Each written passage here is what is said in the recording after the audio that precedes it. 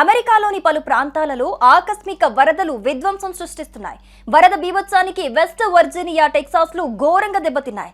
వర్జీనియాలో కురిసిన కుండపోత వర్షాలు వరదలకు 5గురు మృతి చెందారు. అమెరికాలో ఆకస్మిక వరదలకు వాతావరణ మార్పే ప్రధాన కారణమని శాస్త్రవేత్తలు చెబుతున్నారు. భారీ వరదల కారణంగా వెస్ట్ వర్జీనియాలోని వీలింగ్ క్రీక్ నదిలో 90 నిమిషాల వ్యవధిలో 7 అడుగుల మేరకు నీటి మట్టం పెరిగి మౌలిక సదుపాయాలను దెబ్బతీసింది.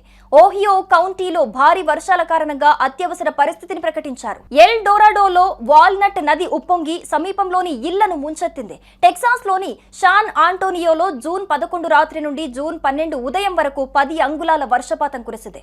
ఇది ఇక్కడి సాధారణ నెలవారీ సగటు కంటే చాలా ఎక్కువ. అలబామా, లూసియానా, న్యూయార్క్ లను కూడా తుఫాను ముప్పు వెంటాడుతోంది. అమెరికాలో వాతావరణ మార్పు కారణంగా తీవ్రమైన ఉష్ణోగ్రతలతో పాటు ఆకస్మిక వరదలు సంభవిస్తున్నాయి. శాన్ ఆంటోనియోలో 12 గంటల వ్యవధిలో 10 అంగుళాల వర్షపాతం కురిసింది.